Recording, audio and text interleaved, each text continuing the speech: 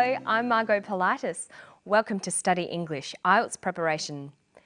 Today we're going to listen to a weather report. We're going to listen for numbers and practice saying and spelling them. Listen to the weather in Sydney. Good morning. It looks like being another glorious summer day in Sydney. Temperatures will range from a minimum of 16 degrees in Richmond and 17 degrees in the city, with maximum temperatures reaching the high 20s, with 29 in Richmond and 27 in the city by early afternoon. This summer promises to be the warmest since 1987. The average minimum for this time of the year is 15 degrees Celsius and the average maximum is 22. Humidity will be high again today, ranging from 80 to 90% across the metropolitan area and possibly for the next 5 or 6 days. Sunrise will be at 5:45 a.m. and the sun will set at 7:43 p.m. The next full moon will be on December the 9th. For those interested in fishing and surfing, windy conditions will prevail all day, with winds gusting from the southeast from 10 to 15 knots, then easing to 10 to 11 knots by late afternoon. Swells along all Sydney beaches will range from 1 to 1.5 metres. So counting and numbers are a very important part of language. You need them to talk about how much things cost, what you earn, telephone numbers, visa cards, passports, addresses and dates. Being able to listen for and understand numbers is an important academic skill. There are some conventions you need to learn, and you'll need to do a lot of practice listening for and saying numbers. Let's get started. Listen to these pairs of numbers. 13, 30, 14, 40, 15, 50, 16, 60. Now you try these ones. 17, 70.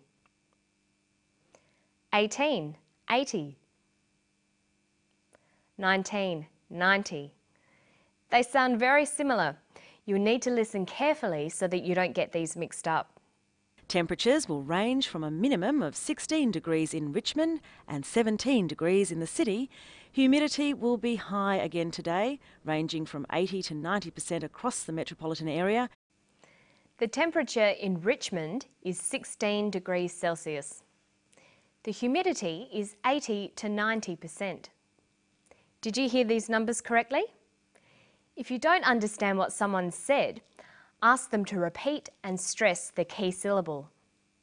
And that will be $16. Did you say 16 or 60? Usually the first syllable in a number is stressed. 16, 60. Notice that it's the final N in teen that you have to be careful with. Teen, T. But of course, when you're listening for numbers, you can often work out the correct amount by the context. Try to always be aware of what seems right, even if you didn't quite hear properly.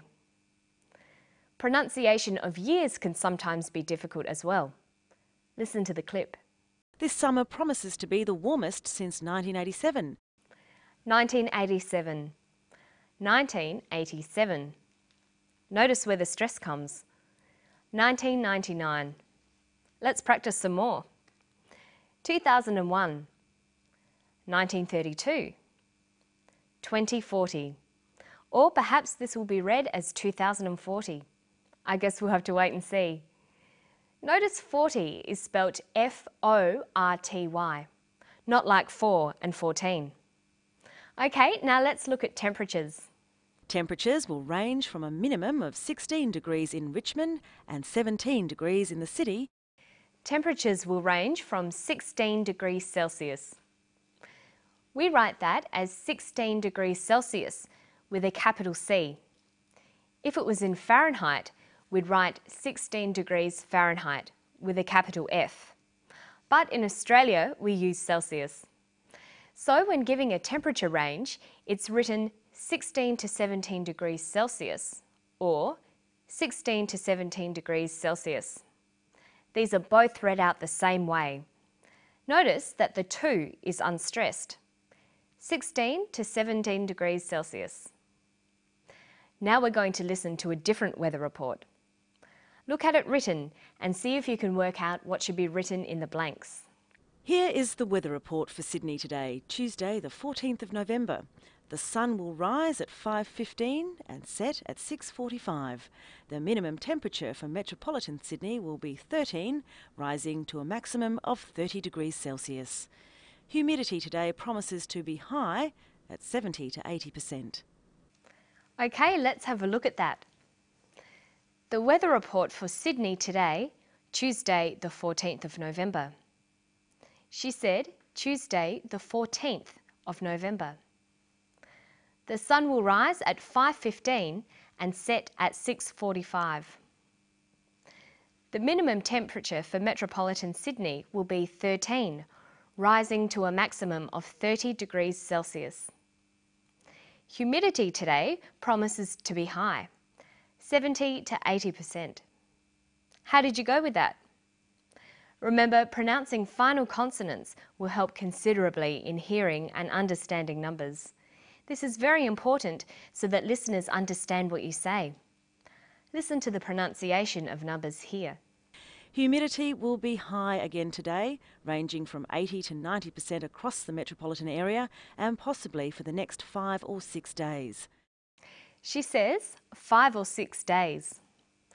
By linking final consonants with the first vowels of the following word, your speech will sound more natural. We say 5 or 6, 7 and 8, 9 or 10. Okay, now let's listen for some times. Sunrise will be at 5:45 a.m. and the sun will set at 7:43 p.m. The next full moon will be on December the 9th. She says sunrise will be at 5:45 a.m. Sunset will be at 7:43 p.m. Notice the way we say the time. We say the hour and then the minutes as a whole number. And we add AM for morning, PM for afternoon. 5:45 a.m, 7:43 p.m. But there are a number of different ways of saying the quarter hours. We have 7 a.m. or 7 o'clock, 7:15 or 7:15, 7:45 or 7:45, 7:30, 7:30. Now let's listen to some more of the weather report. For those interested in fishing and surfing, windy conditions will prevail all day with winds gusting from the southeast from 10 to 15 knots, then easing to 10 to 11 knots by late afternoon. Notice that she says, for those interested in fishing and swimming. Interested here is a past participle, but it's used as an adjective. English verbs have two sorts of participles, present and past. So the regular verb to interest has interesting, interested. Bore, boring, bored. Tire, tiring, tired. Excite, exciting, excited. When we want to say how we feel about something, we can use the past participle. I am interested in science. I am bored with reading. I felt tired after that walk. But when we're describing the qualities of a person or thing, we use the present participle. Science is interesting. A good way to remember these is to make sure you always write a table with the past and present participles together. You'll notice that the present participle usually ends in ing and the past participle ends in ed. But of course there are always irregular verbs to watch out for as well. And that's all for Study English today. Hope you keep practicing those interesting participles. They should keep you interested. See you next time. Bye-bye.